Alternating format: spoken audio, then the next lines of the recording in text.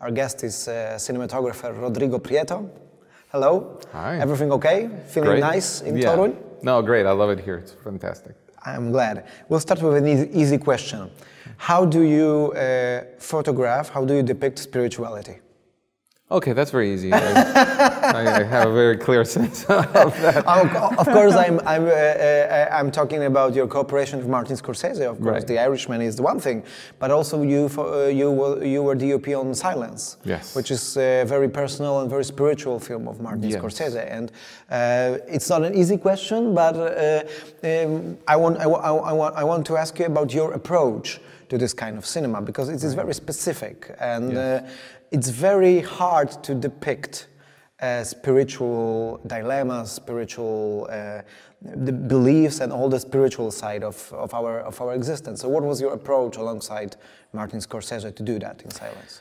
Well, I do think that spirituality is, first of all, it's everything, it's everywhere, but it's also a very personal matter.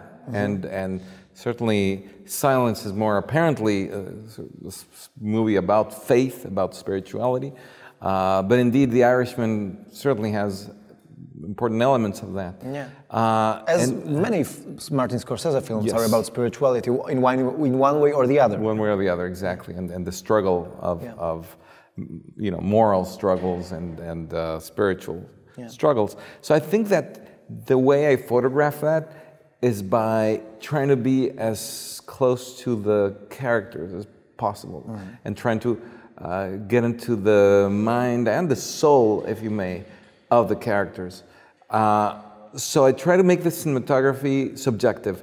And that's in every movie, really, I do. I try to make the audience, as much as possible, be in the perspective of the character. And that is not only literally the camera angle being like in the POV of a character. It's more making the camera behave and the lighting and everything about it, the texture and the feel of the movie, behave like the main person we're looking or we're following. And that may not necessarily be the whole film as that one character we're following. You know, you might be focusing on the struggles of one person or another. But in the case of The Irishman, Frank Sheeran is a person who in the Second World War spent many, many days in combat. In fact, 411 days in combat, which is a lot for any human. Yeah. You know, and very intense combat, and also he had to many times execute prisoners secretly. You know, so he became accustomed to that as a job, killing. It became something. No, I wouldn't say natural, because I don't think it's natural for anybody, but just a thing he was good at. He uses the term a cleaning job. Yeah. And it's a good term in a way that it became just like a cleaning job to him, like something very usual, yeah? Yep. And the way he says, you get the order, you know, go and do this, and you just do it. So his approach to his job was methodical, relatively simple, as, okay, I need this type of weapon, you know, where is it happening, the location, maybe you need to go to the bathroom before you do the killing because you don't want to be needing to, you know, these sort of things. Yeah. So the look of the movie, the camera language is relatively simple when we follow Frank Sheeran. So we didn't do sexy shots when he's, you know, doing his killing or any of that. So, we did frontal angles, side angles, simple panning shots. Yeah. So in that way, we are really trying to focus on him, or trying to put the camera in his way. So hopefully the audience is also there, so that when later in life, Frank Sheeran starts realizing that maybe that wasn't what really was important in life, and starts questioning spiritual matters. As an audience, you kind of get it, you understand it, not only because of his performance, De Niro's is incredible in the film, but also because you've been, as an audience, been put in that perspective. Exactly, yeah. In terms of The Irishman, there is, of course, a great deal of new technology used there, making Al Pacino and Robert De Niro younger. to make them look younger when their characters are younger.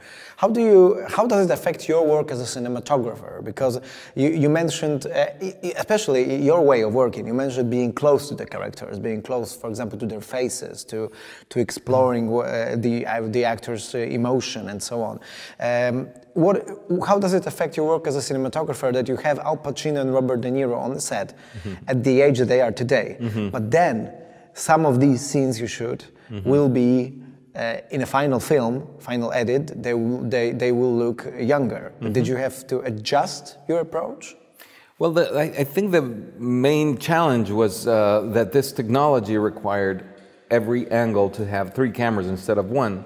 So the one camera that was filming the shot, let's say, you know, the framing and all that, was generally in the center, and then we had 2 other cameras, either on the sides or maybe one on top. You know, it was all about triangulating the volume and having the information for the visual effects to be able to, you know, create the younger faces without animation. You know, so the main thing was without tracking marks and without relying on any creative interpretation of their performance. It had to be able to capture it and reproduce it exactly.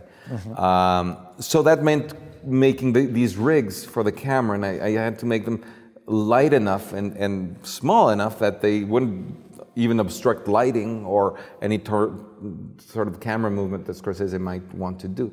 So that was a challenge, and we did experiment with different materials and things like that, and finally we failed a couple of times during the process because it was too heavy.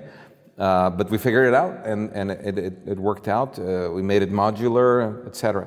But I also wanted to be sure that this big camera didn't obstruct the lighting even. Like you say, if the camera was close, I wanted to be able to, you know, light in any normal way I would have. Yeah.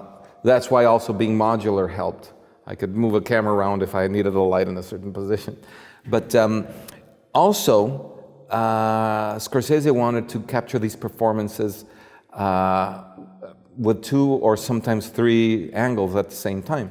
So just like now in this interview, one camera's on me, one camera's on you. Yeah. We approached many of the dialogue scenes like that.